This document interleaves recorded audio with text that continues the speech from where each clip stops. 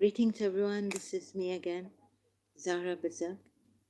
I found a problem in Surah Hud, Ayat 49, and this is what I will be showing you here. Just closing the volume.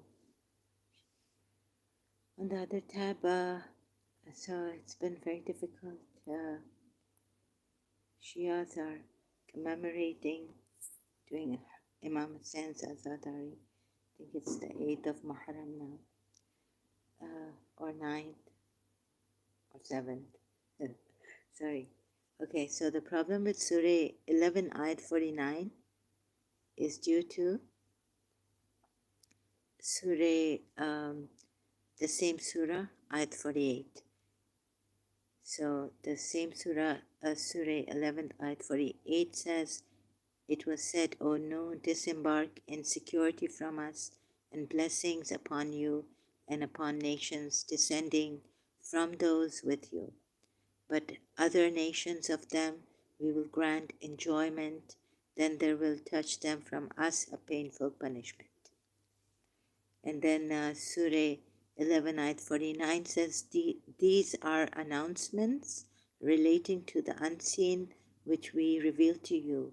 You did not know them, neither you nor your people before this. Therefore be patient, surely the end is for those who guard against evil," meaning.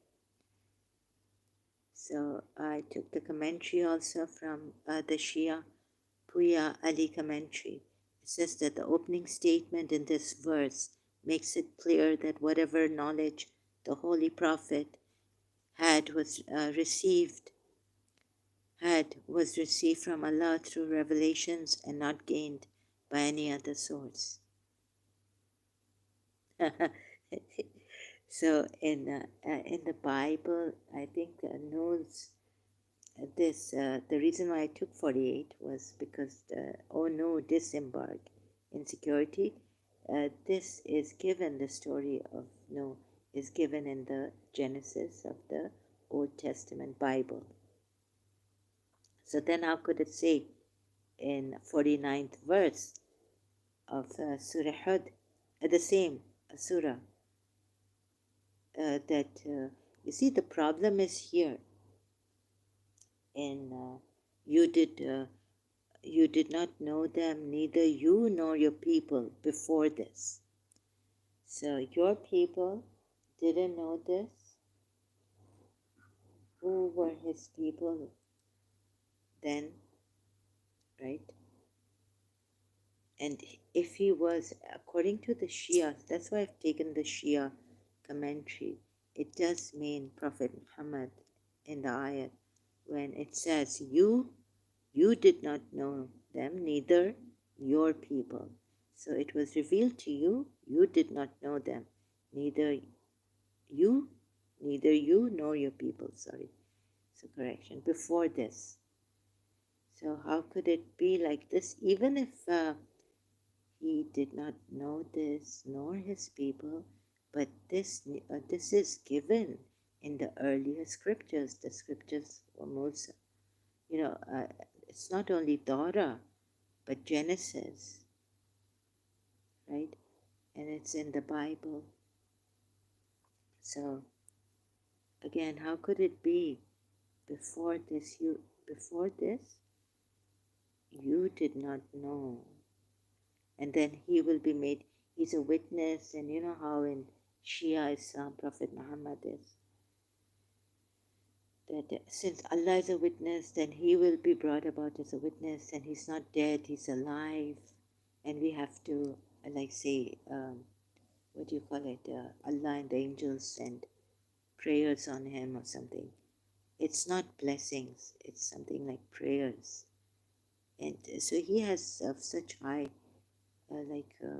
status in Shia Islam also, that he's always been a witness. Imam Ali talks about how God created the angels and the earth and all that in Najul Balagha I've read.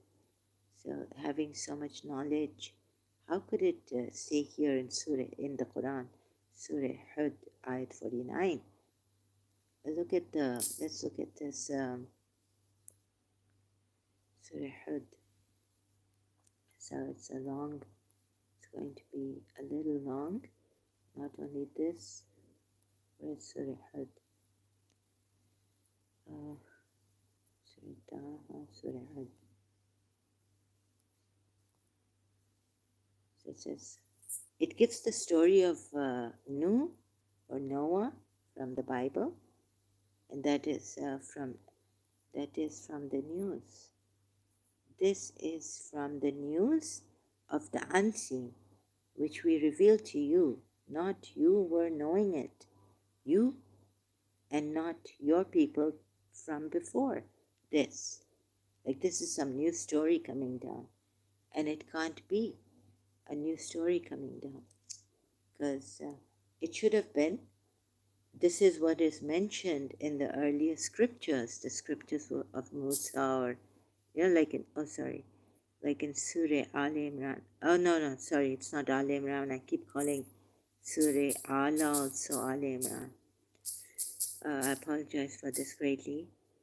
So the lies and all, it's really gotten to me. I just, well, one is not immune from pain and hurt and sufferance, but this adds to my pain and sufferance, betrayal, things like that. It really gets to me.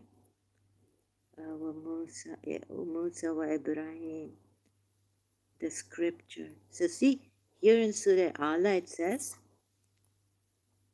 from 18, this indeed was in the ancient scrolls, the scripture of Abraham and Moses, right? This is Al Imran. Should I keep this? So do you see this? Do you see this? Do you see this? Now, this is how it should have been put in the former scriptures, whereas the hereafter is better and more lasting or enduring. This is what is mentioned in the earlier scriptures, the scriptures of Ibrahim, or Musa. Sorry, I've lost my voice like this. It's been terrible. It's so painful. Okay, so every time, I don't know why I go through this, in my life gained pain, lots of pain. So going back to my notes, to make it easy and I'd like go through this, in a timely manner, so we don't have to waste time looking for the ayat or going here on the same website, but here and there. So this is, and then, so you see this now, Surah Hud, ayat 48, Nuh, December. And then these are the announcements, 49 ayat. So I've just put Nuh, disembark. I've read the ayat. Now please Muslims read this ayat and do your own research on this. I mean, this is another damage, emotional damage, like Rob Christian says. It's heartbreaking how they've lied. And then 13 before these ayats, or do they say he invented it? Say then bring 10 surahs like it that have been invented and call upon for assistance, whomever you can besides Allah. What a challenge. And if you should be truthful, look at the way how proud this man has been using all these ways. And then 14 of Surah Hud says, and if they do not respond to you, then know that it, i.e. the Quran, was revealed with the knowledge of Allah, and that there is no deity except Him. So this is the way to make you also believe that there is no deity except Him. Then would you not be Muslims? So how it has deceived you to make you even come in this way and become Muslims? Because it is, if they don't respond to you, this call that, okay, if you say he's invented it, then bring 10 surahs like it. and whomever you like call for assistance besides Allah, if you should be truthful. So what a challenge given, like you would say. Wow, no one. A Quran like, it hasn't come. Any book like the Quran hasn't come, like we used to believe in. As Shias, also 12 Shias. And then 11th ayat of Surah Hud says, so is one who stands upon a clear evidence from his Lord, like the aforementioned, and what a witness from him follow. And a witness from him follows it. He's got even a witness from it following from him, following it, from God, following it. And the Shias might, I'm guessing, Shias might say it's Imam Ali. And before it was the scripture of Moses to lead and as mercy. So now, okay, can you see how he's brought about these from the Jews? He's taken stories from their scriptures, real life stories of the righteous. These Moses and Abraham and Noah. I keep, because of different names, I keep getting confused. Sorry. So those who, those believers. So witness from him follows it. And before it was the scripture of Moses to lead and as mercy in Surah Hud. This is before that ayat, 49. Right? So how it got you confused or brainwashed? Those, and I was like, I'm not coming for just this, to point this out. Am I sure I read this properly? Because Noah's story, or Muslims, Hazrat Nuh's story is in, and is this about disembarkation, build the ark and all this. The story is in Genesis, the Old Testament of the Bible, Christian Bible. And even the Jews believe in this. Right? Just a minute, I'm just reaching out to something. My nose cleaning. Sorry, excuse me. So, I apologize for this. So we have this here. I mean, these are, okay, the ayats now that I read are before these ayats in Surah Hud, and they're from Surah Hud. So the problem with 49 is due to 48 and all that, but 17 says, and a witness will follows him. And before it was the scripture of Moses to lead and as mercy. Those believers in the former revelations believe in it, i.e. the Quran. They don't. See, you've been lied to. Really? They believe in it? Those believers in the former revelations believe in it. How can these poor Jews believe in it? Or poor Christians? And so many contradictions here. This 49 problem. These are the announcements. Now you want to fool them. At least, thank God, you couldn't fool those Christians of that time, nor the Jews of that time. But how you killed them, and how you threatened them, and how you threatened to obliterate their faces, because this confirms what has come. But how it has, deceived us as Shias, when I was a Shia. And I left it, thank God.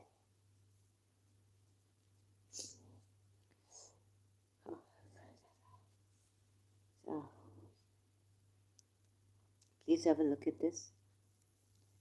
And the reason why I'm giving you these ayats is how bold he is in saying all this. And can you see the 18? And who is more unjust than he who invents a lie about Allah? Surah Hud, ayat 18. If the screen is not focused. I'll read it out again. And you can open the Quran to Surah Hud, 11th chapter, ayat 18, right now. And who is more unjust than he who invents a lie about Allah? Those will be presented before their Lord. He has no fear. He's going on all this, right? I mean, Can you believe this again and again? And can you beat this? And then we were saying, like, well, yeah, and I was also wondering, my friend also tried to tell me that then why would Prophet Muhammad put his children to such Imam Hussein and all? They would sacrifice their lives and their children's lives, and Bibi Zainab honor Muhammad's lives, her own children's lives in Karbala, and go through having their veil snatched. Just the snatching, not the slave girl. At least Yazid's army didn't do that to Prophet Muhammad's progeny, women folk, making them slaves and, raping them, I would say. Surah Nisa 24. So, and who is more unjust? 18 ayat of Surah Hud. And who is more unjust than he who invents a lie about Allah? Those will be presented before their Lord. Allah, la, la, la, la. My grandaunt, when she used to tell someone, I'd be like, since childhood, I mean, this is the best way to tell someone, not like firmly or anything, but tomorrow you'll be standing in front of God. If you are like, since a Muslim or a Shia or a Sunni, would take heed, right? You have to stand in front of God. And the witnesses will say, what kind of witnesses? Because Surah Hud, ayat 49 says, you were not even there. Something like this. This is the news we give you. It means that he wasn't there. It's just revealed to you. These are the ones who lied against their Lord. Unquestionably, the curse of Allah is upon the wrongdoers. So please don't make anyone lie, right? Sometimes you can lie because because I have seen that sometimes even I have to lie to protect someone and respect someone's wishes.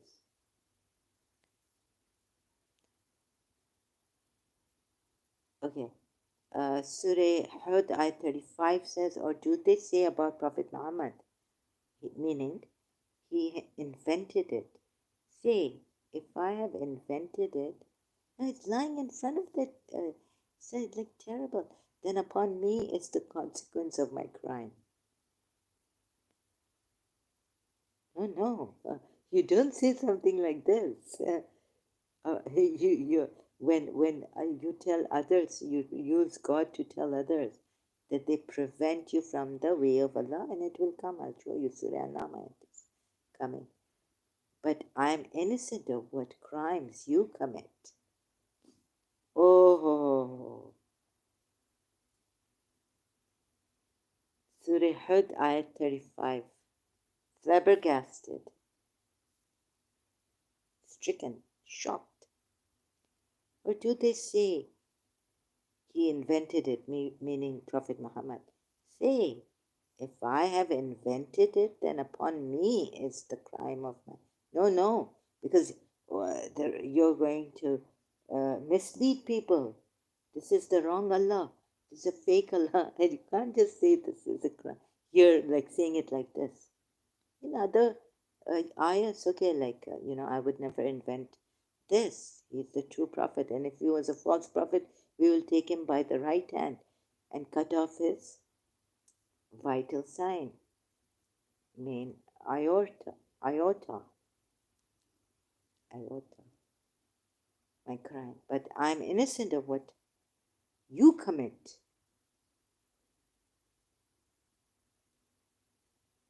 This is so now you know that. I hope you don't get deceived.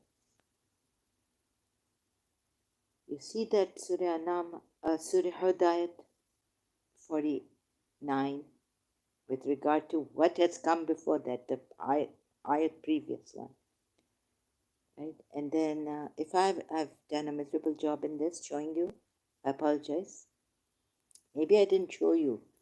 Do you want to see? No disembark, 48. Do you want to see Genesis?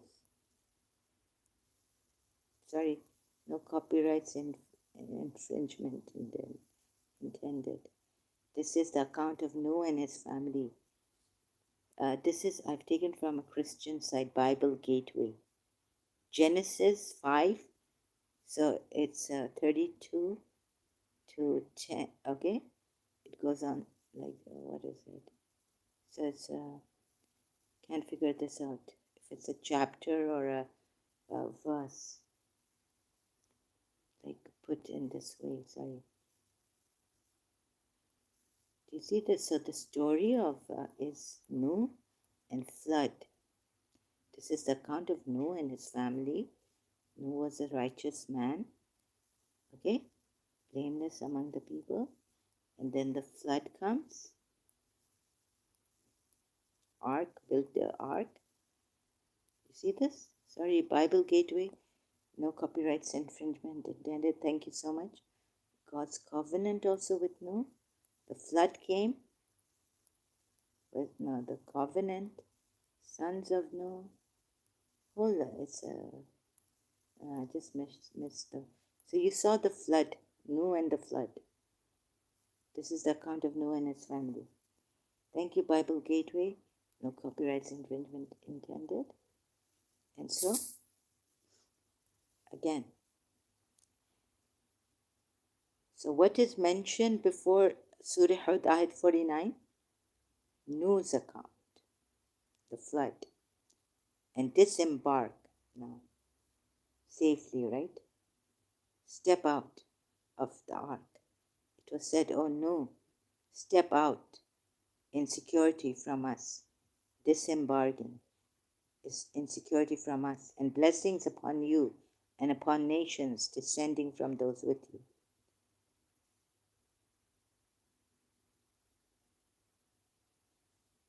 Sorry for the pause. Then 11th, Surah 11th again, 49 ayat. These are the announcements or the news relating to the unseen.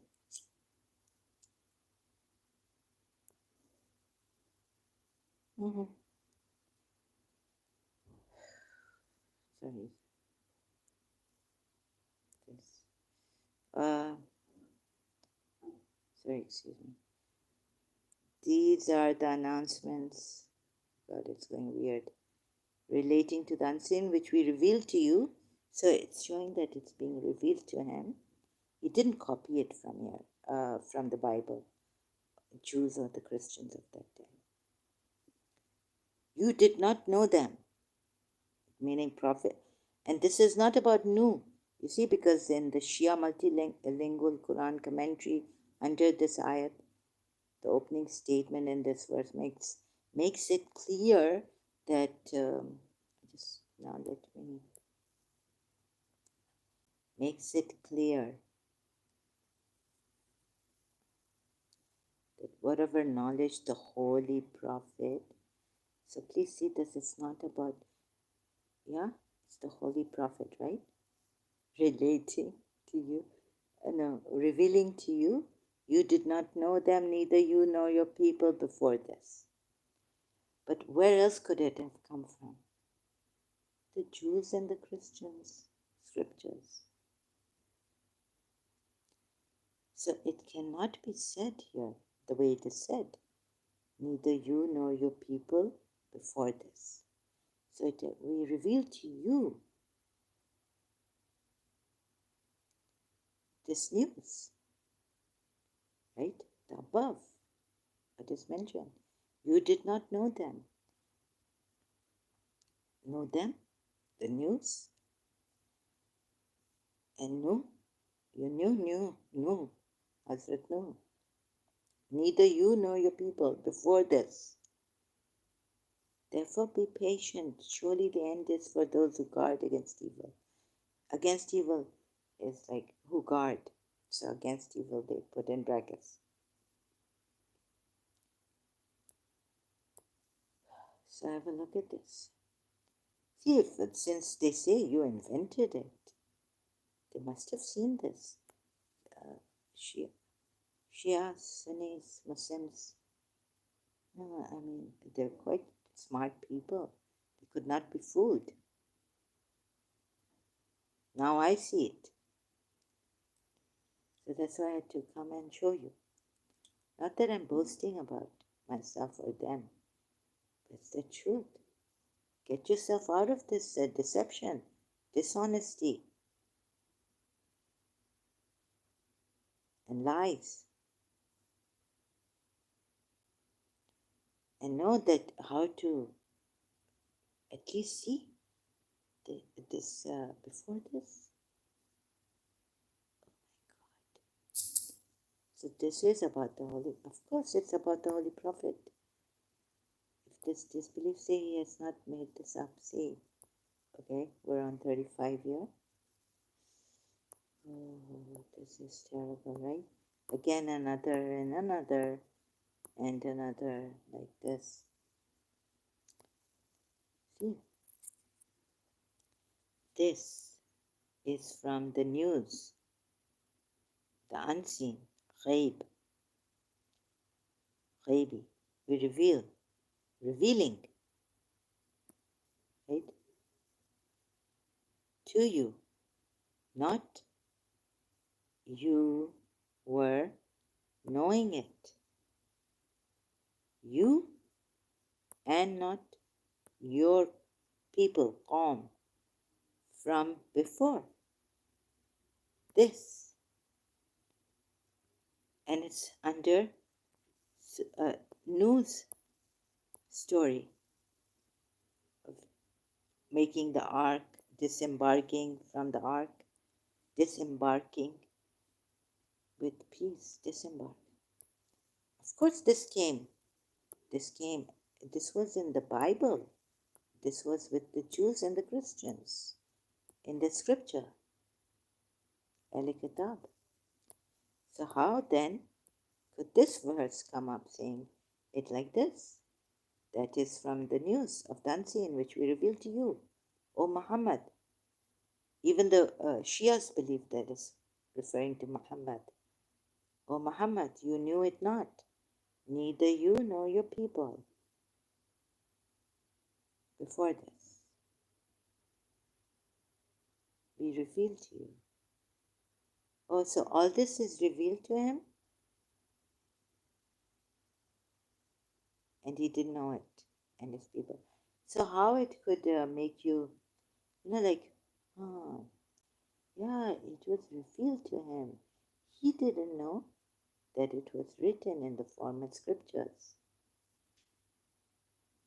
nor his people knew that it was written in the former scriptures when it was revealed to him. Right? The Shias and the Sunnis and the Muslims would say something like this. Oh, we see it wasn't, it's this news story was revealed to him. It was revealed to him. He could not have taken it from the Bible or the Jews' scripture. So he's making sure to tell you that no, I did not copy it from the former scriptures, but that it was revealed to me, and neither did my people know about it. Who were its people? My people didn't know about it. No, this is not the right way to put it anyways. And your people also didn't know about it. No, the Jews of Yathrib were there, right? So him and his people didn't know about it. He was not traveling with his uncle Abu Talib. This even the Shias know. And then he got married to, before he got married to Khadija, he was working for her, Khadija, and he was traveling even like with the caravan, trading and all this. So what it's saying is what you would take out of this is, oh, what it is telling us, that it was revealed to him, but how can you trust this person when it's in the former scriptures? Okay, it doesn't say a news, like new thing, some new story has come to you. I understand that, right? No new story has come to him, but that about Nuh and his disembarkation, it was revealed to him. Revealed to him.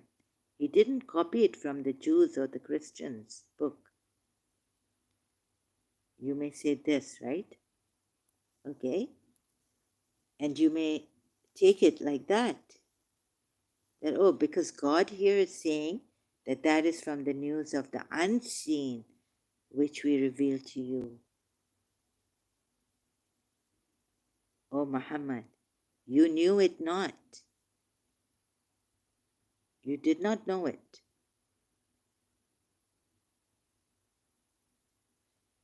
So knowing not, and sorry, excuse me, just checking something here. Hold on. Notification. You knew it not, but what we reveal to you is. Problem here is about the scriptures that were revealed before him. He could have taken it from there, and by reinstating that, reconfirming that no, Allah is saying that we revealed this news to you, you did not know it before. The problem here is that he could have read the former scriptures. And so saying this will not make me give me the evidence that, oh, because it's saying here that it was revealed to you, you did not know it.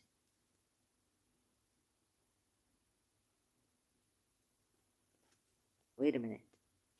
But the problem is that it's come in the former scriptures. Like when Jesus Christ came, right? You see, that's why this, for example, now the Old Testament Jews' books attached to the New Testament. So if Jesus claimed something had come to him like this, revealed to him, and he did not know it, we could start getting like worry, start getting suspicious. That no, he's in the scriptures are there. He's reconfirming the scriptures. He must have knowledge of the former scriptures because the Jews have it, and there it is. It's with them, right? He knows the former scriptures. He's read the former scriptures. Even like something, it should have been something like different here. Like, oh yes, I've come to confirm those former scriptures that are here in my hands. Jesus was found in the temple, and he was taken to the temple by his parents and read the scriptures out. They were reading the scriptures and all this. So you see why it's not right to say something like this when he could have known the former scriptures, the scriptures of Jews and Christians.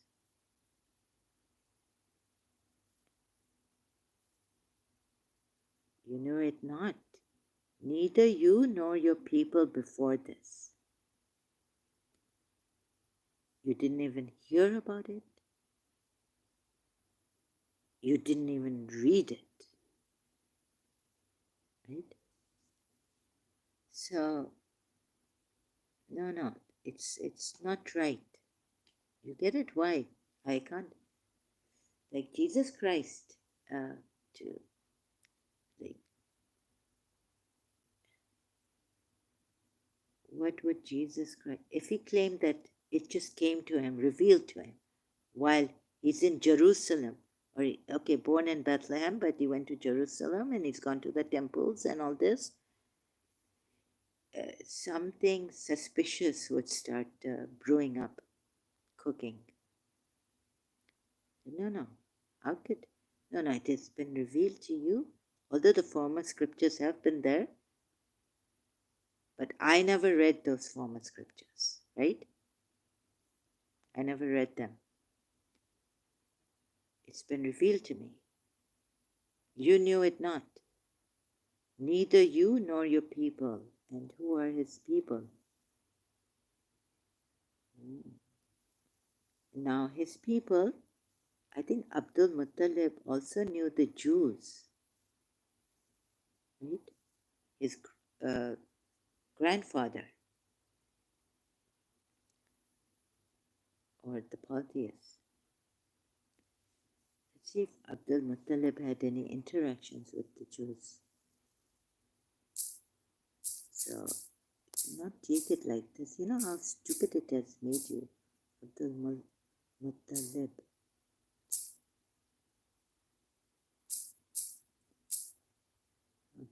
Abul Muttalib.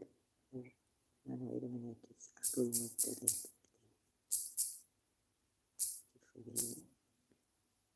Knew the Jews. And even your people did not know. Your people can't be. No, it's Abdul Muttalib. Your people, when Abdul Muttalib offered Prophet's father for sacrifice,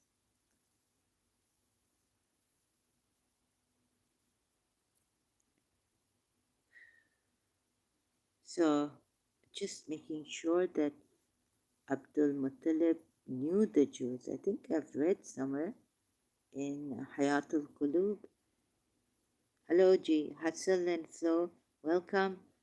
A warm welcome. Thank you for being here, Hassan and Flo. Greetings to you. Thank you for the hello, G. So Muhammad and the Jews and the composition of the Quran, secret history. Did Abdul Muttalib ever come across Jews and all this? Anyways, Jewish scholar. What was the conversation between Hazrat Abdul Muttalib, this is Prophet Muhammad's grandfather, paternal, and Jewish scholar Adam Se Khatem?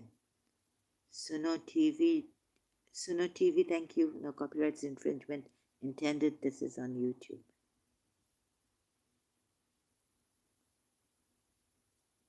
And this is one of the famous stories of the Jews. Noah's story also. Not only Moses's, but Noah's. And that, where we go in our noses, that Shabbar, Shabir, Hussein, Hassan, Shabbar, Hassan, Shabir, Hussein, and all this stuff. Panjatan Park's names were in that ark. That's why God saved that ark that way. Because Panjatan Park's names were there, or something like this. There's a whole story on that. So this causes suspicions. You see, these are the announcements, news relating to the unseen, which we reveal to you. You did not know them.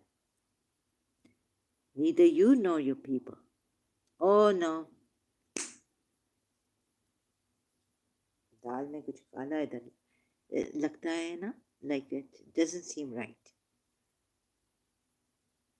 In fact, if he had claimed to have heard and then explained something, then I would have thought, yeah, that's more real, that's more true. It's true. But he's just, because they're saying he's invented it, he's lying, must have stolen it. It's like he stole that cloth. So you see the blaming him in Surah Hud? You see the previous ayats, and here also 35, or do they say about Prophet Muhammad, he invented it? No. I think they were saying that he lied. He took it, he stole their ayats, their verses from their Bible and their Talmud and their books. Say, if I've invented it, then upon me is the consequence of my crime. But I'm innocent of what you commit, what you say, what you commit.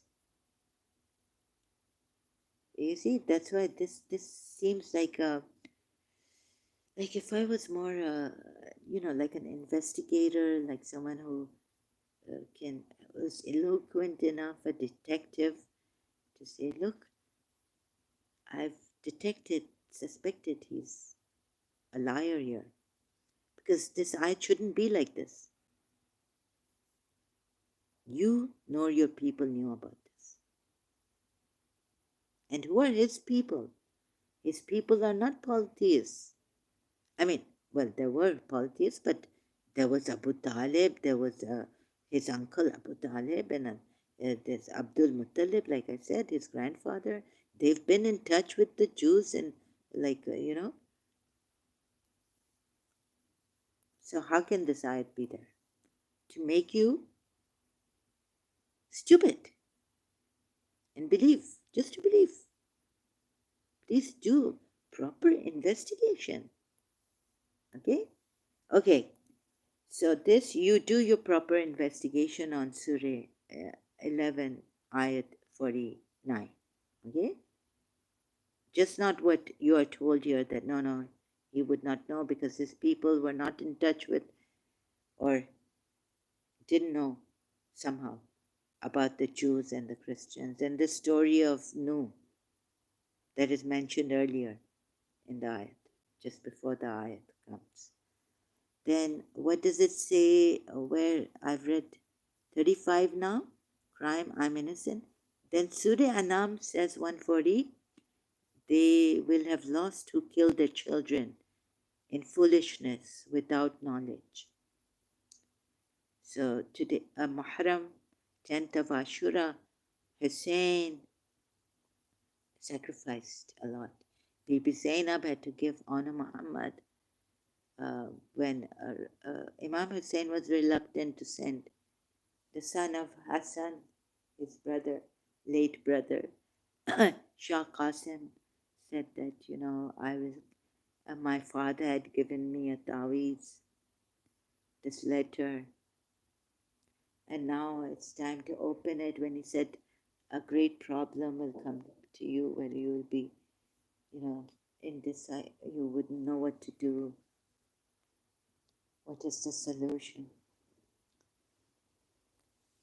And all this, right? So now that's why then the father, his Imam Hussein's eldest brother's letter was there, that send my son to save your life.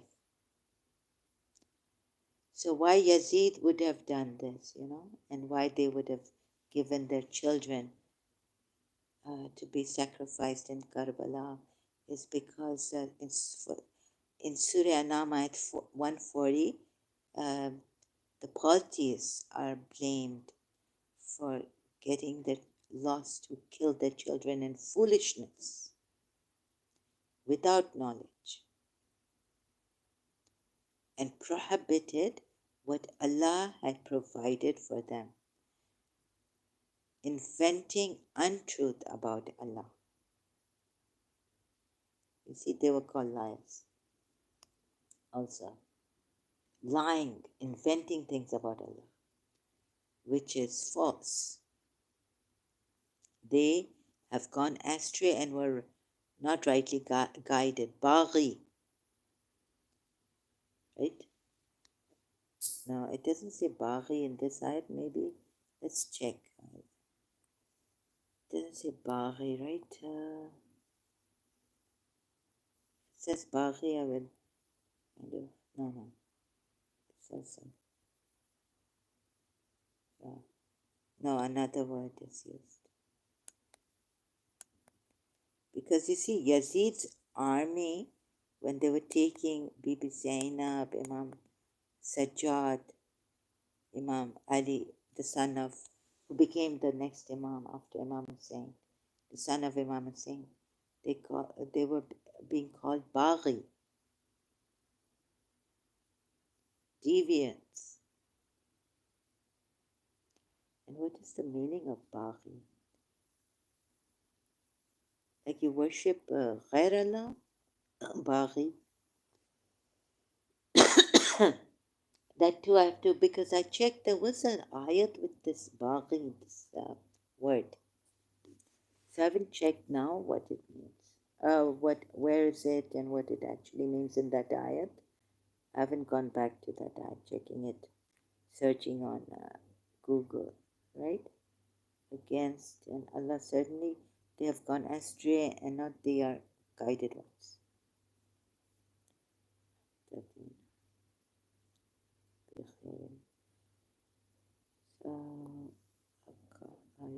Lost. Kasar. Lost. So back to this. So I checked these things like this, Surah Anam ayat 140. Then who? Then who was the one who prohibited what Allah had provided for them and made it lawful? Prophet Muhammad himself, yeah. And what not he did against the polytheists, blaming them and saying they broke pacts and so killed them, and they gave them time, expelling them from Makkah also because they were blamed for expelling him from Makkah, and what not torture they did to the Muslims, what not zulm they did with him and the Muslims, believers. Right? And so if you're one of those Shias who will be asking today, then why would Imam Hussein, why would his grandchildren go through so much, sacrifice their lives to save Islam? No one can do this. Read Surah An-Nam ayat 140, how they blamed the polytheists for killing their children foolishly without knowledge. But there are people who kill their children. Let's say if you even believe in this, foolishly they kill their children. Wow. Foolishly killing their children.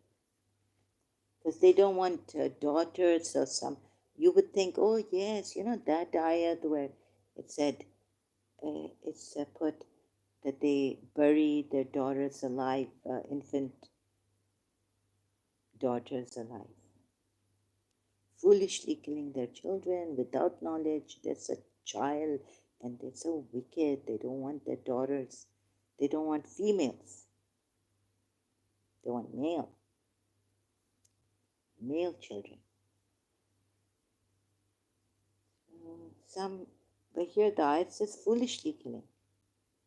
Right? And then, yes, prohibited what Allah had provided for them. So of course there are some haram things Allah has provided the pig for you, pig. Many have pork, but you're not allowed to have pork. So even saying this and not going to Surah Tahrim ayat, I mean, I could just show you how stupid this is. Right? Senseless. It's illogical to say when Allah has prohibited things for you. There are things that are prohibited for you. Prohibited what Allah had provided for them. But from what Allah has provided for you, Muslims, some things are prohibited to you. And for a good reason, they say that this is harmful. That's why it's prohibited. But see how just blaming these people like they prohibited what Allah had provided for them. It's not even the good things that Allah has provided for them. You see this ayat, Surah An-Nam ayat 140. Doesn't say the good things that Allah, because it just says prohibited what Allah has provided, Allah had provided for them. Now, did he not prohibit the good thing that Allah had provided for him? seeking to please his wives in Surah Tahrim Ayat 1, we are told, and then inventing untruth about Allah. And then he finally got them killed or expelled from Makkah. We give you certain amount of time, you leave or you'll be killed. Like that. So prohibited.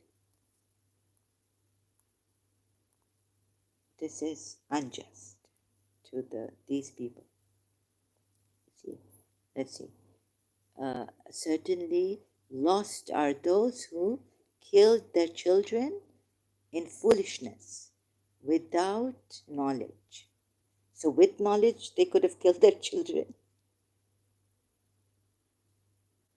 Like Imam Hussein, with knowledge, sacrificed. Reluctantly, but he had to do it. He did it for a good cause. Those are children going. I think the age for them is 15 or something. But below 15 were going. And Imam Hussein was reluctantly allowing them, we are told.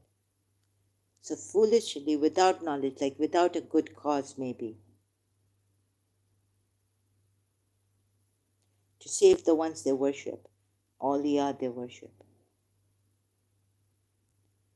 and forbid what has been provided to them, razaqa, rizq, provided by Allah.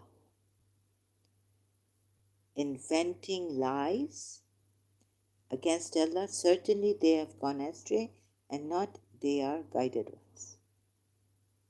Didn't say the good things provided by Allah. It says all the rizq that is provided by Allah. Now rizq could be pork, could be makruh, could be crab. Crabs are makruh in Shia Islam. Meaning it's okay if you have it, but it's not that harmful. But some harm is in it, like slightly. What is makruh, you can see. And some things are haram.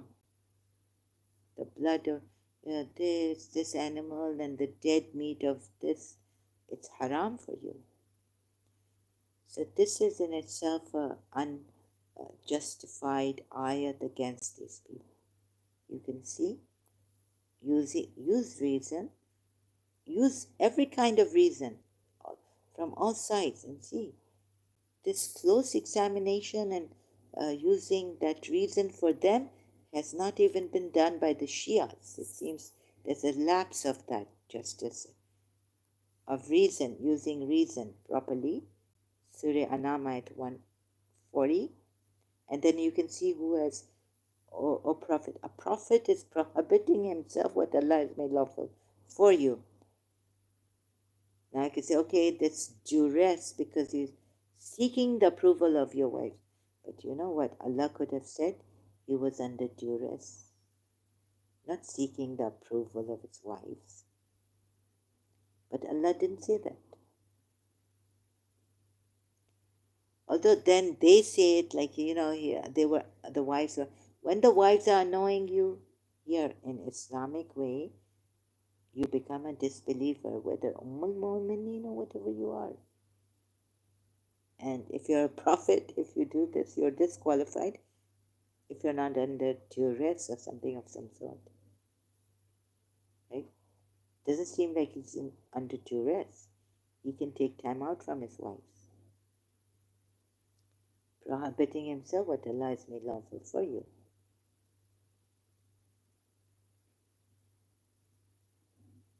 So as a husband, even in Islam, you cannot go pleasing your wives beyond the boundaries of Islamic principles and laws.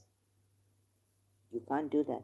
You can go pleasing your wives, but within the boundary of Islamic laws.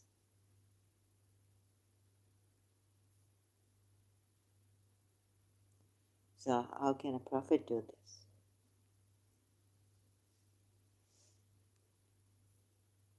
So he's under duress. If you say this, well, God didn't say this in this ayat, seeking the approval of your wives who were annoying him. Why would you seek approval of them when you had a chance there to even you read the story and say, no, Aisha, you're lying. I know honey doesn't smell bad, but what smells bad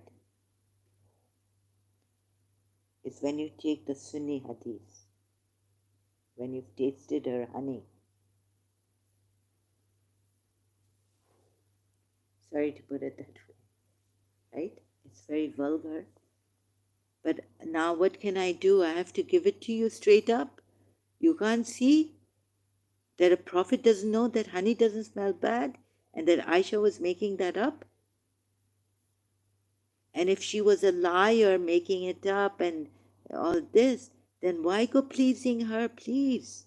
You know, a reasonable person will do this, that you're telling me that a prophet is doing this. And it's okay for him to do this. And on top take an oath, and it's outrageous what you're telling me. You're going out of reason, out of every reasonable man, reasonable thinking, reasonable, using your logic reasonably. Doesn't stand to reason here that he should be a prophet, true prophet. The whole story I read, right?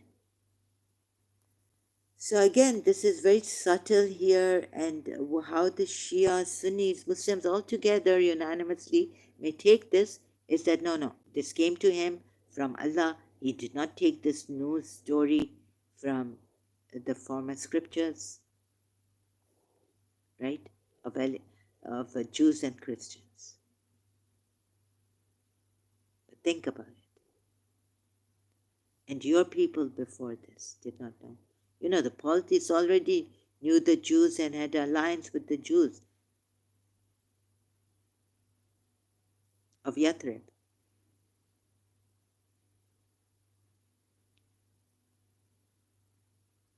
So it doesn't make, whenever he's trying to defend himself or something, he makes a mistake. Always. Every other verse is like, I catch him with these mistakes. And this is going to be very harmful. You know, that every religion, I tell you, if it doesn't have love in it, that you are love, and love is divine, and God is love. I was recently, I found this, looking in the Bible. Where does it say God is love?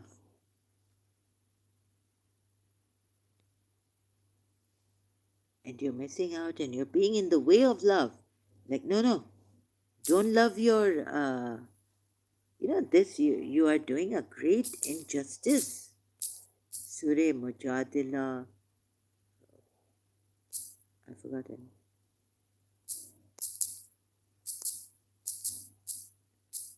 Ayat 22, I've forgotten the number of Surah Mujadila. Please.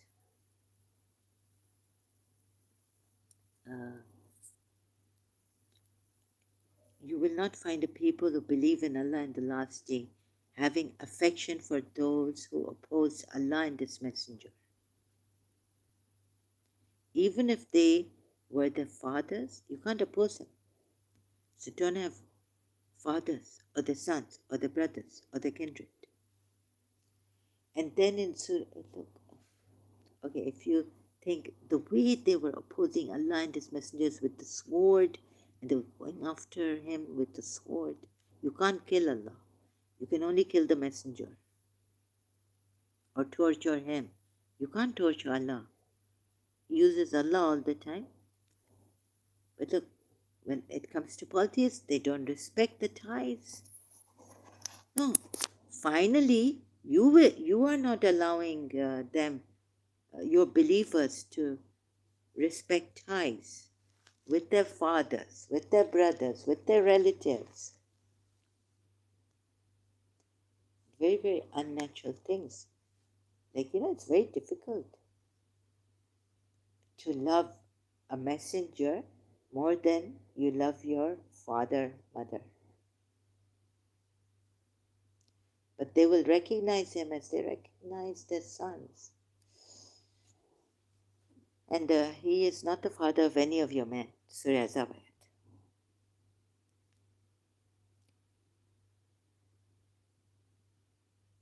So if you go to your son's wedding and he says, Father, when your stomach is full, just leave now, because, I need to,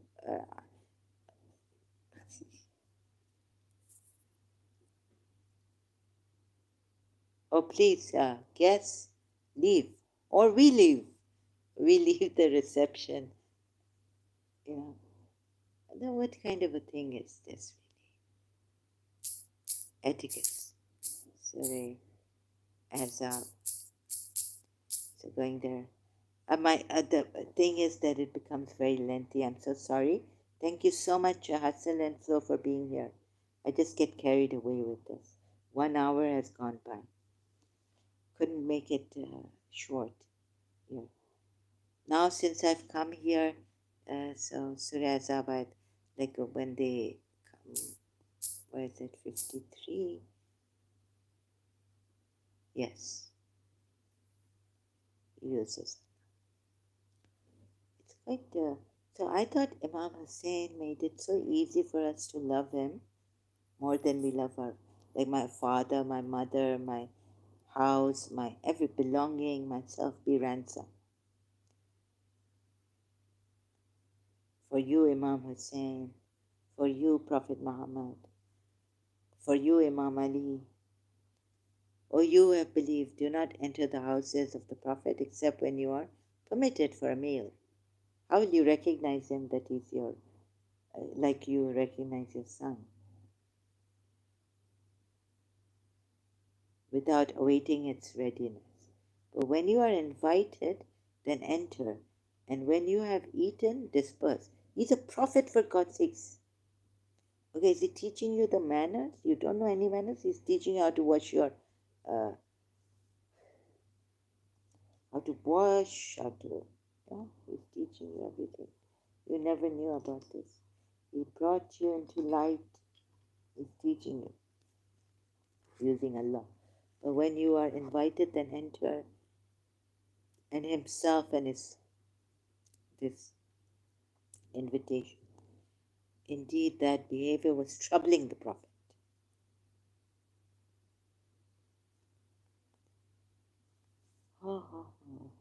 You've invited the guests and then it's troubling them.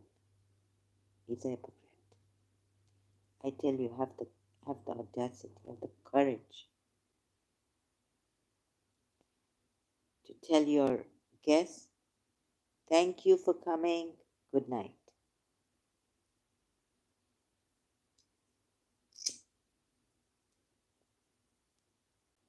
I know of weddings they've had the whole night at the reception. Enjoyed themselves and we enjoyed theirs. They never asked us to leave until morning came or something like this,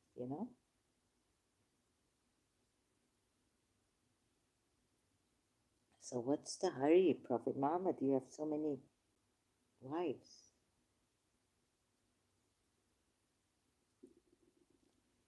This was on the night of Zainab, a wedding with Zaid.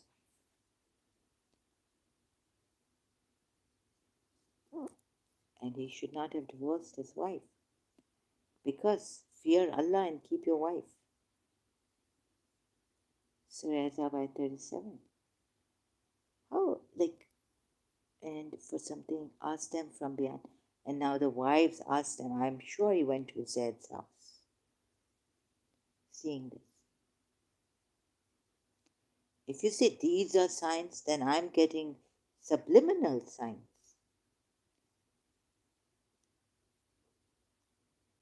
What is this? Now the change has with Hazrat Khadija. Hazrat Khadija didn't cover herself.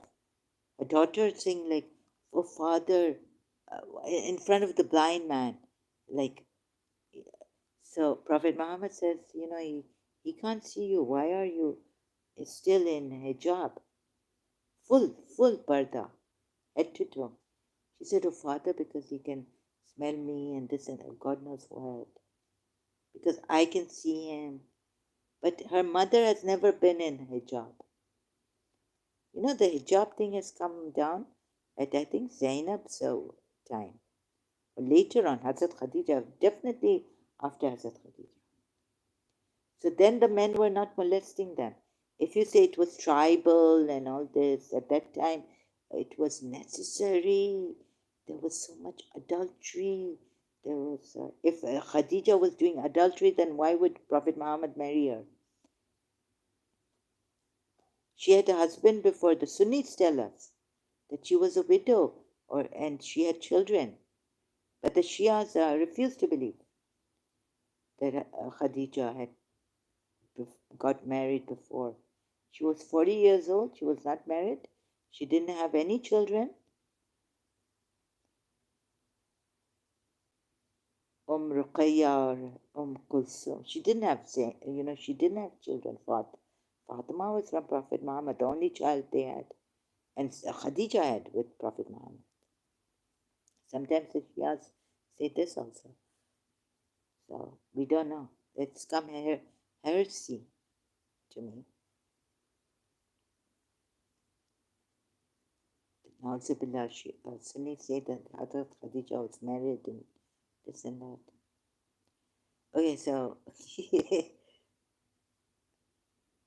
now, where was the tribe and where was so much adultery rampant that now you need to have your wives covered? And the daughter you had with that wife, Khadija, she was not covered at that time. The law did not come out.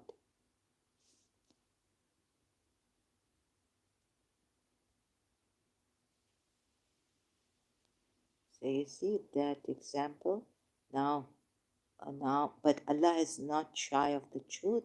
And when you ask the wife, when you ask his wives for something, ask them from behind a partition.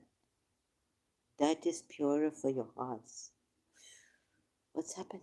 All of a sudden, this change, and their hearts, ooh, purer. And it is not conceivable or lawful for you to harm the Messenger of Allah as if they intentionally. Okay, they didn't intentionally want to harm the Messenger. They thought they are invited and they would stay on. You mean to say they didn't have etiquettes? No, you can't put the blame on them.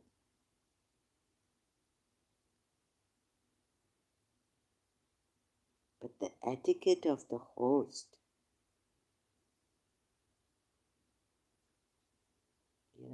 is that a host is he will, come on, I mean, the night, he's invited you, he's a prophet also, but a host who loves you will not let you go until, enjoy, eat, start talking, this, that, enjoy. No, leave after eating. Cause no inconvenience, sorry. Cause no inconvenience to the bride and the groom or the host that invites you.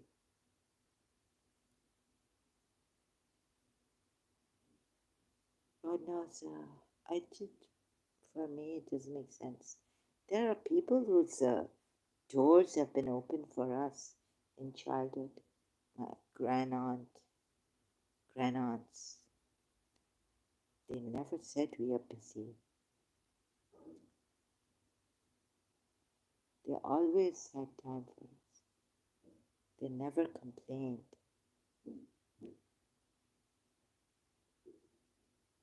And it is not for you to harm the Messenger of Allah or to marry his wives after him.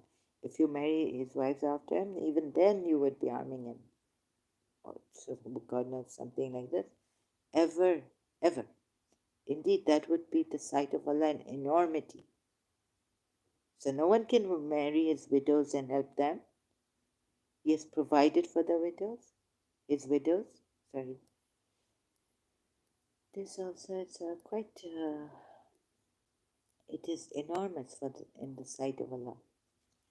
So please see this. I don't know how to, but this is very subtle. I'm giving you now the subtle list. You may not be, or how you saw this verse, like I told you. So the Shias would see it, the Muslims would see this verse, that he never took it from the uh, Jews because he didn't even know. You did not know them, neither you nor your people. He didn't even know who No was or what it was. Know them? Where is this? Sorry, I'm doing a little bit more of research here, a close examination. You didn't know them. Who didn't you? This is, we reveal to you, not you were knowing it. The news. But you are knowing that the news thing. Before that, you didn't know. It's only revealed to you. Yes. And you and not your people, your calm from before this. Your calm is who? Definitely up Muttalib, right?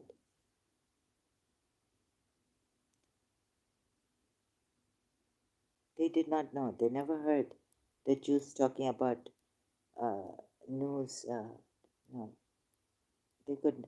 The Jews never spoke about the scriptures to anyone. Very good. They kept it personal. So good. Okay. That is from the news of the unseen, which we revealed to you. You knew it not. Neither you nor your people. He was like in a cloister. He didn't know it. And neither did his people know anything before this. This is a claim far-fetched, I think. I cannot trust in such a claim. But it is written in the former scriptures. The scripture of Nuh, right? See the 50th. And to Ad, their brother, Hud, he said, "O my people, worship Allah. You have," and then it jumps to this. You are not but inventors of falsehood. So in between it comes to Prophet Muhammad. This ayat just comes here, is out of place or something. "O my people, I do not," now it's about whom? Which prophet? "O my people, I do not ask you for it any reward." Now it jumps back to Nuh, 51 ayat of Surah Hud. This is in a mishmash. 52. "And O my people, ask forgiveness of your Lord, and then repent to him. He will send rain from Elgin." Those given to guilt, and they said, "O Hud." Now it's Hud, sorry. Now it's not Nuh. It doesn't jump back to Nuh, but it's Hud, sorry. They said, "O Hud, you have brought us clear evidence, and we are not ones to leave our gods on your say-so, nor are we believers in you. We only say that some of our gods have possessed you with evil, i.e. insanity." He said, "Indeed, I call Allah to witness, and witness yours." You see, when they're calling Allah to witness, yeah, it's a big thing. We don't know how big this is. "And witness yourselves that I'm free from whatever you associate with Allah." So, heard this saying, you should witness yourselves, right? That's a good thing, to witness yourself and witness that I'm free from whatever you associate with Allah. other than Him. You associate with Allah other than Him. Again, I can show you Surah Taqweer. There is a power, possessor of power, strength, with the Lord of the throne.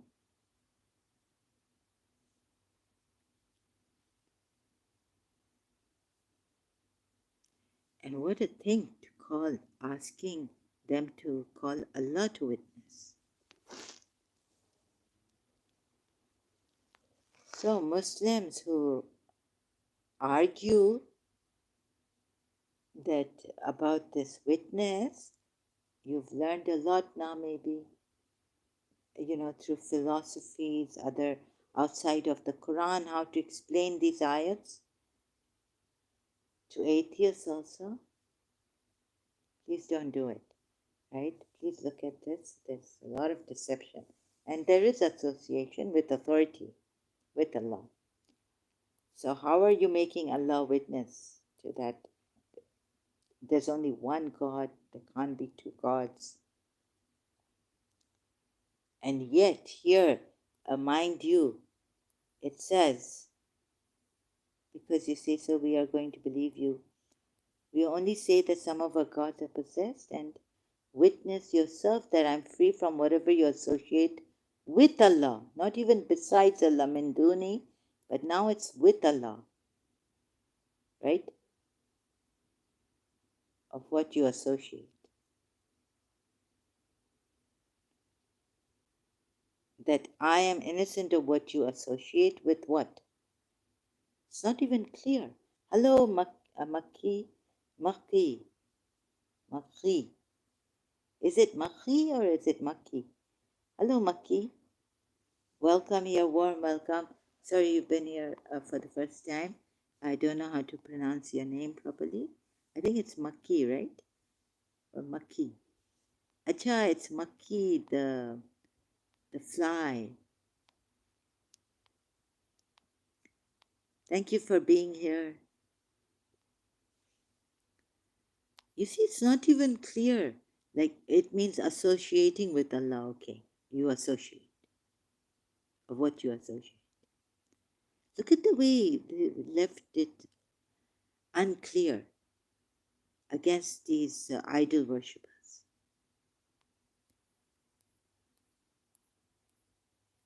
Other than Him. So plot against me altogether, then do not give me respite. Indeed, I have relied upon Allah, my Lord and your Lord. There is no creature but that He holds it by its forelock. Indeed, my Lord is on the path straight. Now, okay. The Lord cannot be on the straight path. He doesn't have any path on which He is.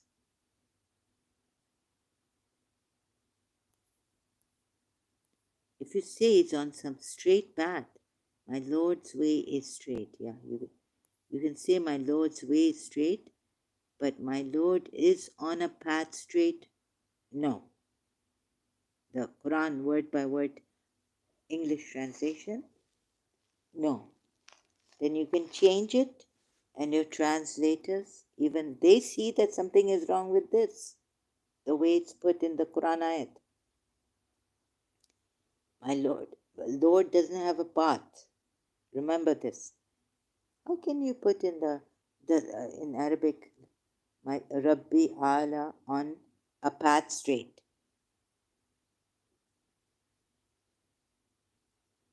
This is like the Christians telling someone that Jesus is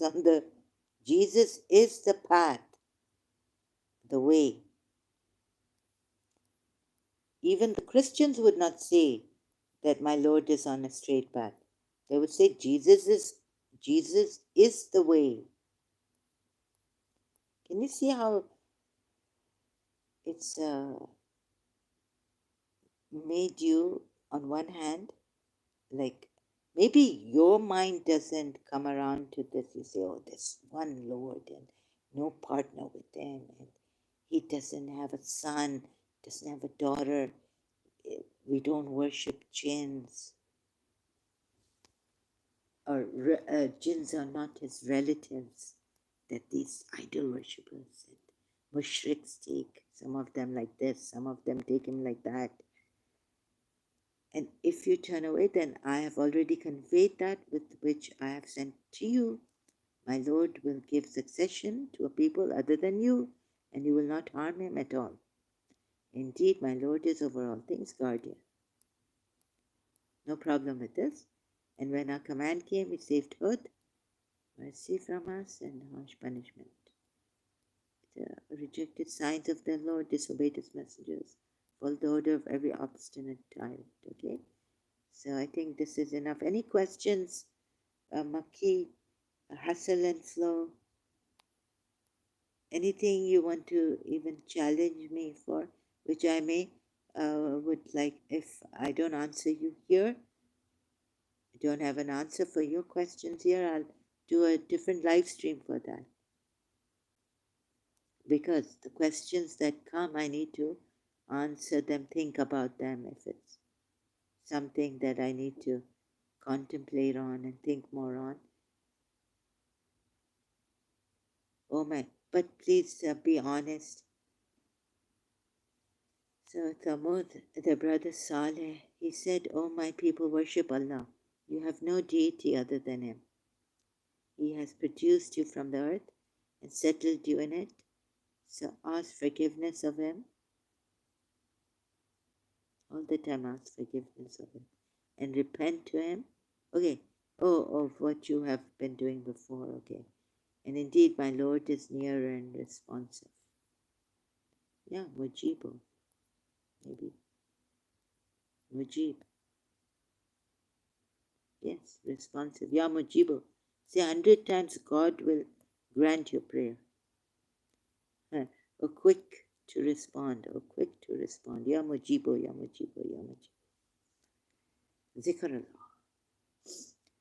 They said, "O Saleh, you were among us a man of promise before this. Do you forbid us to worship what our fathers worshipped?" Again, idol worshippers. And indeed, we are about that to which you invite us in disquieting doubt, suspicious. He said, "O my people, have you considered if I should be upon clear evidence from my Lord? And He has given me mercy from Himself. Who would protect me from Allah if I disobeyed Him?" So you would not increase. This can go on. So what's the shortcut? But I have to go on like this. So they killed the she. This she-camel of Allah.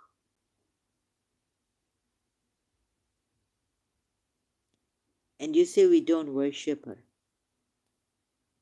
Oh Hud, oh Saleh, oh Saleh. I mean, and oh my people, look what sign God has sent down now. This is a she-camel of Allah. And if this she-camel went to India, Bharat, Hind, the Hindus would have worshipped her. This she-camel of Allah.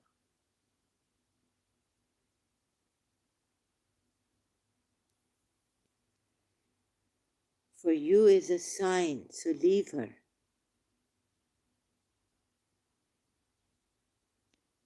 But you're just not told to worship her. You're just told, they're told not to kill her. She's a sign from Allah and she's a she-camel of Allah. Here, you see, it's implied that there's association. This sign is associated with Allah. She's a she-camel of Allah. Right? So when our command came, we saved Saleh and those. They hamstrung her, they killed her, and she-camel of Allah. And the shriek seized those who had wronged, and they became within their homes fallen prone. And if they had never, as if they had never prospered. It doesn't make sense, really. You wouldn't worship a she-camel of Allah. you're worshipping Allah who gave you the she-camel of Allah. And certainly did our messengers come to Abraham with good tidings. They said peace. He said peace. Now there are extra messengers coming to Abraham, and did not delay in bringing them a roasted calf. I mean, if this story was put there in Surah, this is Surah Hud, but this may not have been mentioned. Did guests come to Abraham in the Bible? Guests of maybe this is I'm not sure. Also, guests of Abraham Bible verse.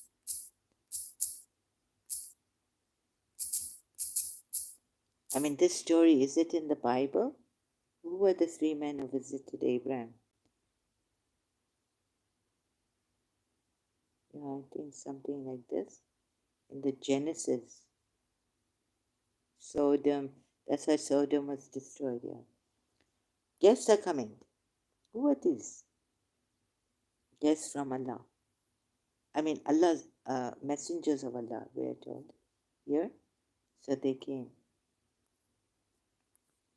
Okay, so I will have to leave soon.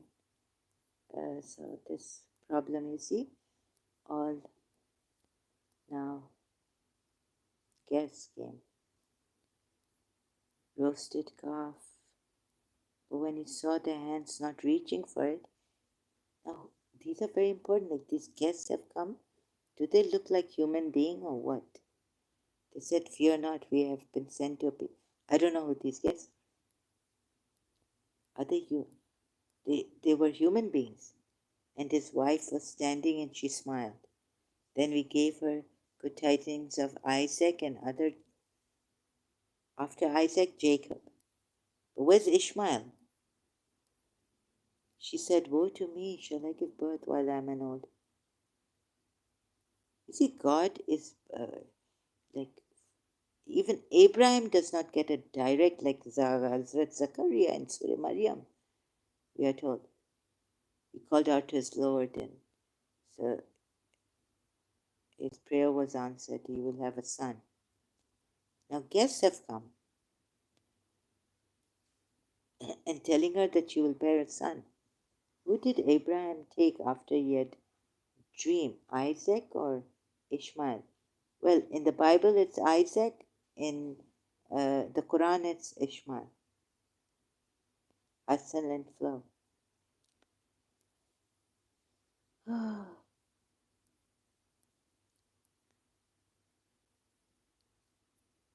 In the Quran, it says he takes a son, and then I don't know if it's more than it's explained in the Hadiths.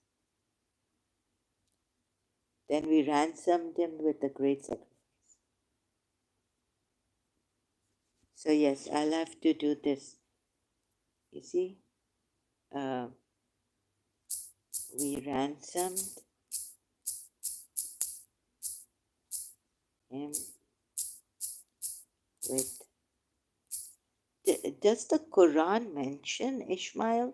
That Abraham took his son Ishmael?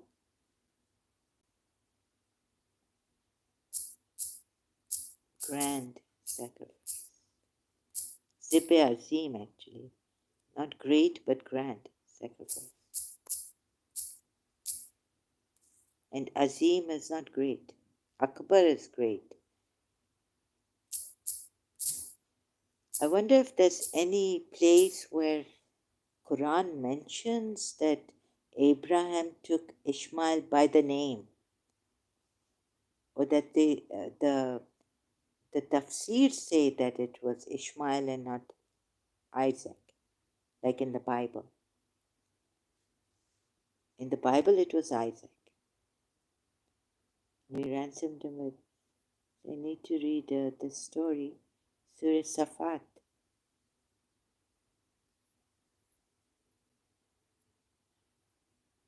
Oh, Father, the boy.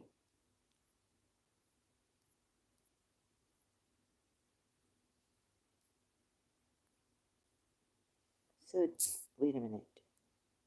How shall I search for this? Does the Quran mention Ismail taken as taken for sacrifice? Maybe there is some verse hidden. Just let me check for you, Asal and Flow. Quran ayat. I might not. I just want to make sure. Thou hast indeed fulfilled the vision, suggesting that the sacrifice has occurred. Verse 107 reads, and we ransomed him with a great sacrifice. The implied him is, it's implied. Can't find a verse which it says, according to the Quran, the sacrifice cannot be Isaac, according to authentic Islamic tradition. The sacrificed is Ishmael. The Muslim scholars have.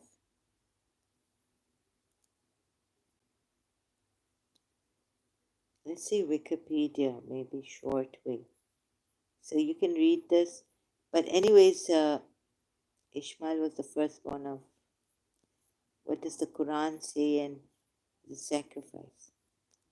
While the Torah within its context as an Islamic holy book, mentions that it was Isaac who was bound, some Muslims believe that Abraham was told to sacrifice his other son, Ishmael, though the Quran does not mention the name of the son. The multiple versions suggest that I don't know why they've, Zahabi was originally an oral story circulating before being written as it is in the Quran and in additional commentaries. So no, it's Ishmael is not mentioned. Zibin Azim. Zibe Azim. Later, his, historiographic literature incorporates the biblical narrative in which a ram is provided which is slaughtered instead of Ishmael. That's and Eid al-Adha. They commemorate the Muslims. The actions of Ishmael in this narrative have led him to become a prominent model of hospitality and obedience.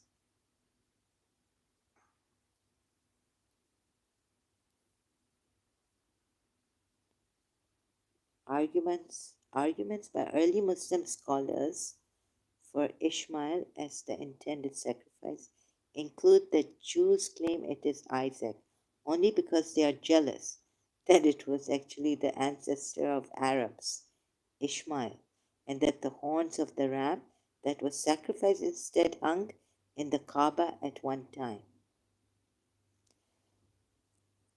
So yes, by name, Ishmael is not mentioned when it's talking about the sacrifice, whom Abraham took after having the dream. Hassan and Flo. Okay? The name of Ishmael is not directly mentioned in the Quran.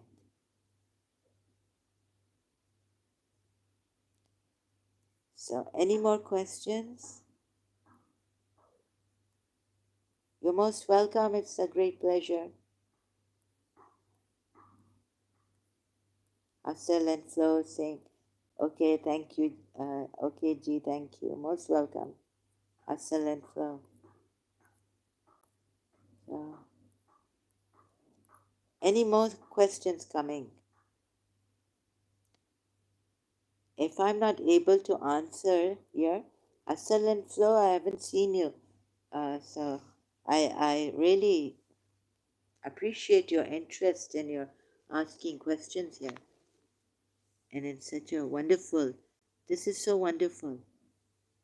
And please understand that, I'll be, if I can't give the answer now, I'll be searching and deeply thinking and then come back and answer you. Sometimes I may give a wrong answer also. So I apologize for that and will be correcting myself when I come back.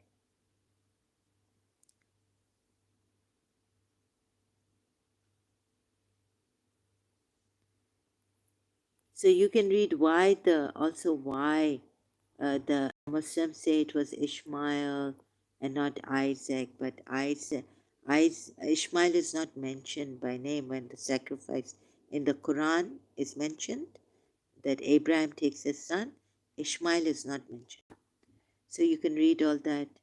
So any more questions, anything else coming in your mind that I may do a second live stream and answer you on that?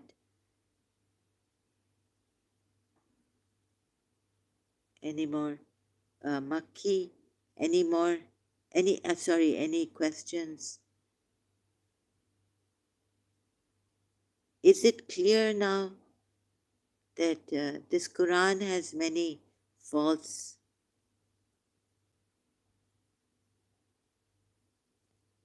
Maybe we should go to the love. There was empowering families, not here. He was saying we should spread unconditional love. And when he comes, so I will be, let's see about unconditional love. Where does this unconditional love come from? You know, that was very interesting. I could be doing that later on.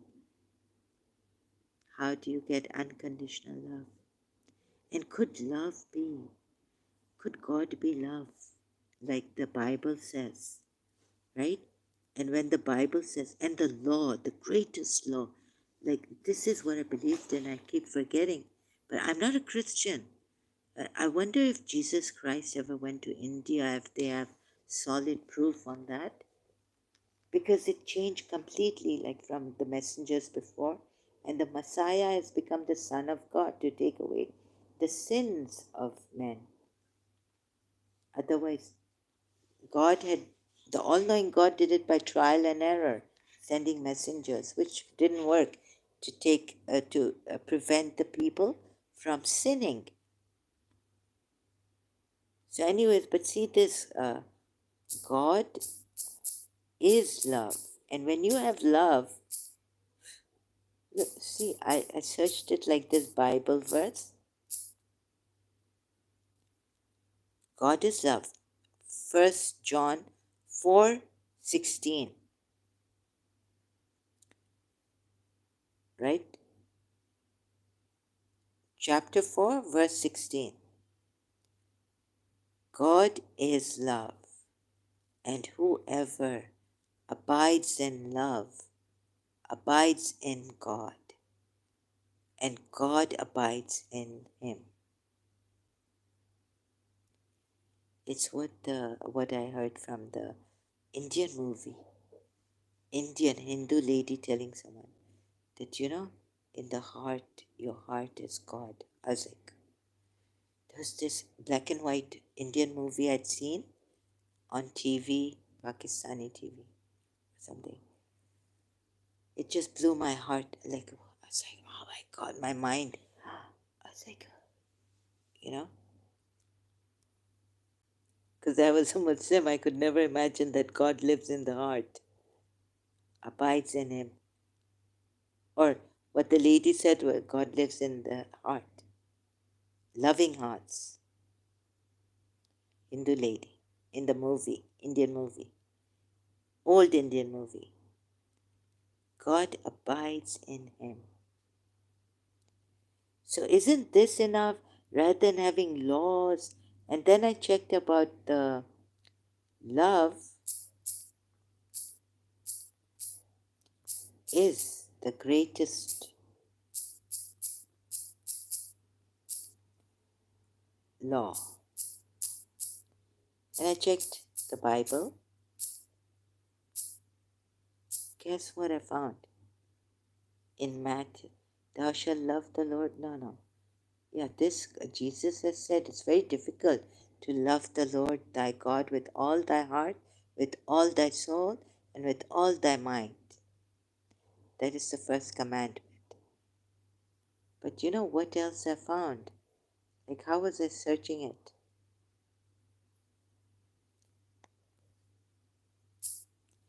Is there something greater than love?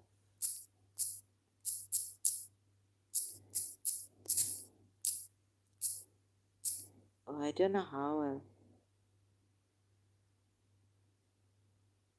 Corinthian, of course, says, greater than faith, hope is love. The greatest of these is love. 13 Corinthians. One book, I think it's book one, the first book, Corinthians. No, I found something. Let me just check here. So I will just give you a brief thing on this.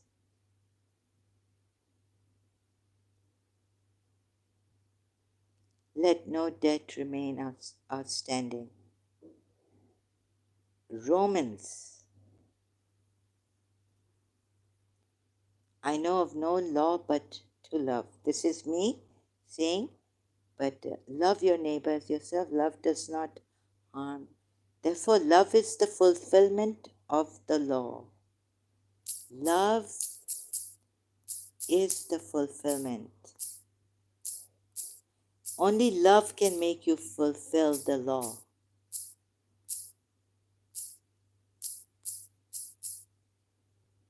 Romans 13. Love is the fulfillment of the law. You know why?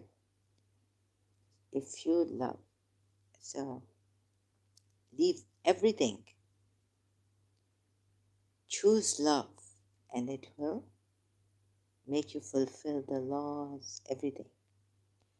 When the law fulfills love, obedience to the law becomes the same as being loving. This interpretation of Romans 13, verses 8 to 10, which switches love. You know what I'm trying to say? Is that the only law I know of, like someone has said, the only duty I know is to love. My only duty. The only duty I know. And this love will not make you fail in performing your duty. Like if you love something, that's it. You don't even need to trust it.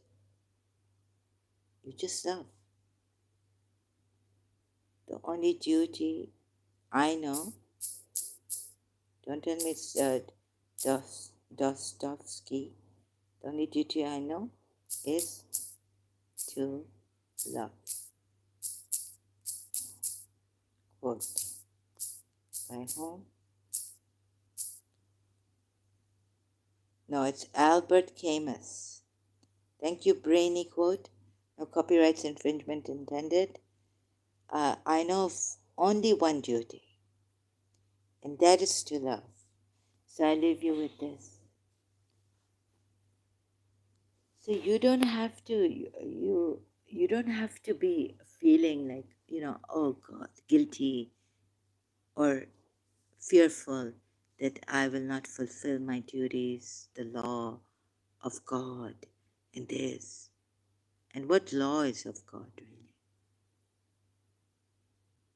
But it has to be a universal law that you know that no man-made law has come. Okay, there are man-made laws. You can break them. You'll, get a fine. It's better to get a fine than a punishment. Depends on the nature of what you've done, how you breaking the law, what law you broke. So here for the betterment of society, you need to be more. But what can make you so conscious, so responsible? Like one Christian friend was telling me, you should take responsibility, right?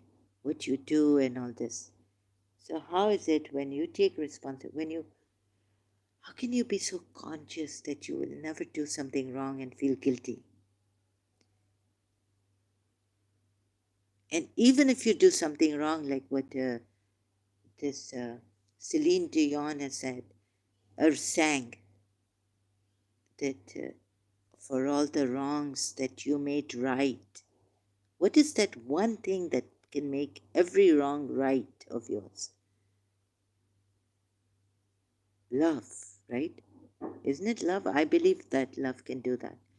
And Sri Krishna, the Bobby movie long time ago, the song Sancha naam tera tu sham mera, मैंने हर काम अपना बिगाड़ा, तुमने हर काम मेरा सवारा, सांचा नाम तेरा. You see, I messed up all my works. I did wrong things. You,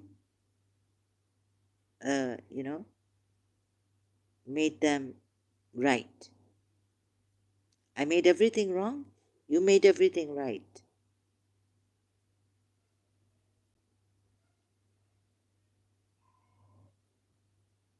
That's why your name is such.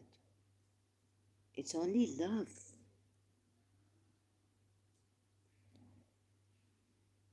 And so the I am, oh no, no.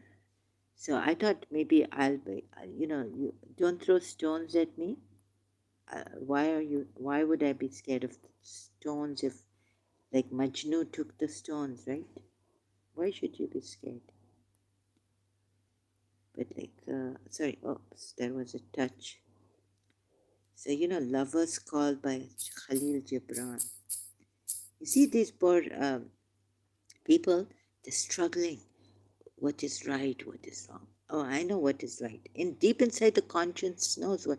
But there are cultural differences. If you've been brought up to something like it would be a cultural, it would be a crime somewhere else. But for you, it's not a crime. You don't even know. You'd say, I don't know. And now, did that right and wrong in the conscience? Sometimes it gets blurred by our cultures, different cultures, relativity in our cultures. So, what is universally true? Or is this right and wrong really in our conscience, which gets blurred because of differences in cultures and upbringing?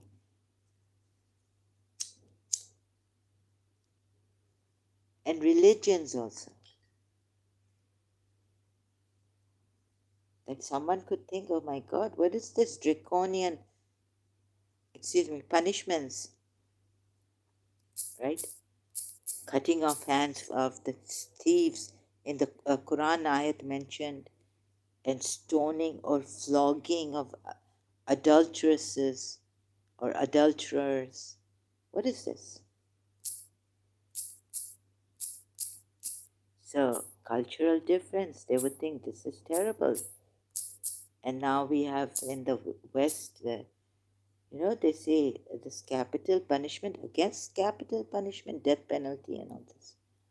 Even though he's a murderer, serial murderer, whatever he is, or a rapist. But they say, no, you shouldn't kill them. Give them death penalty. So, here there's a whole big poem on Where Are You, My Beloved? It's a lover's call. Are you amongst the books? Companion of my soul, where are you? You are God's spirit everywhere. You are stronger than the ages.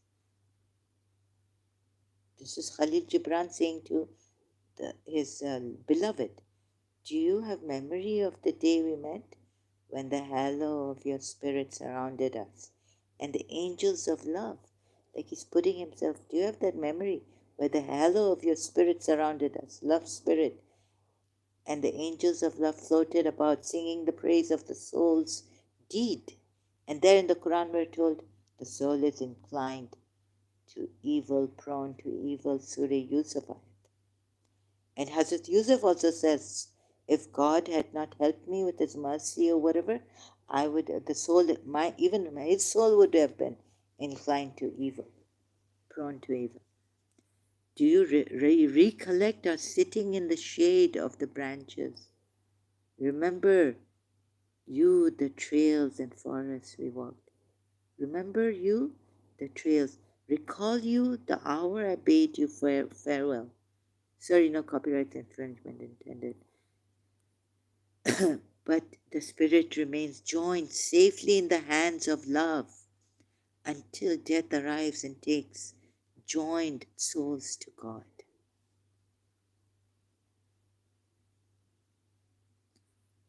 Go, my beloved, love has chosen you, her delegate, over her, for she is beauty, who offers to her follower the cup of the sweetness of life.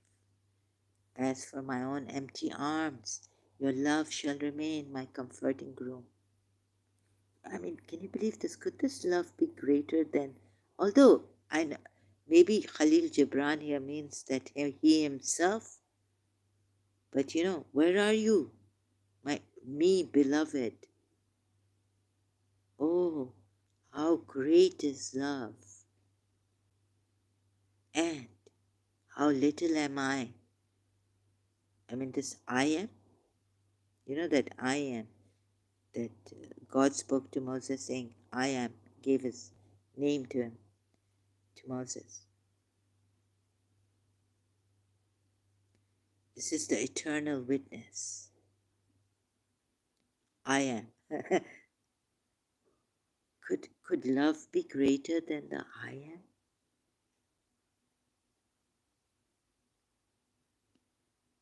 He says, he's a lover, and yet he says, how little am I? I am. How little I am. But he says, how little am I? And how great is love? Where are you, me beloved? Means my beloved. So what is love? Huh?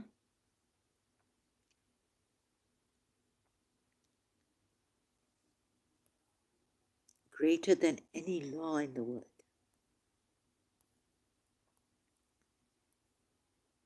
Love is the fulfillment of the law. So I just fall short. I could say that if you want any religion, love is my religion.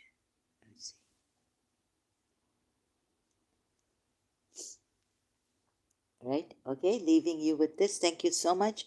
Thank you much, Maki, for being here.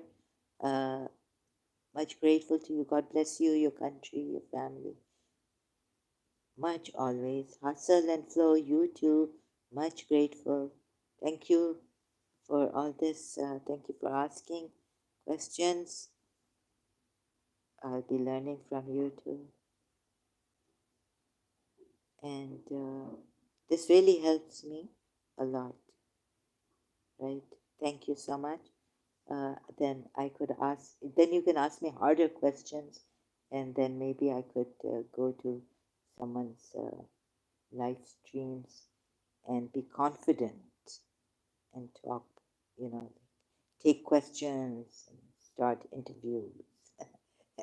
No, not not in the. Yeah, I forget. Yeah, Sinan. So no, it's not for me.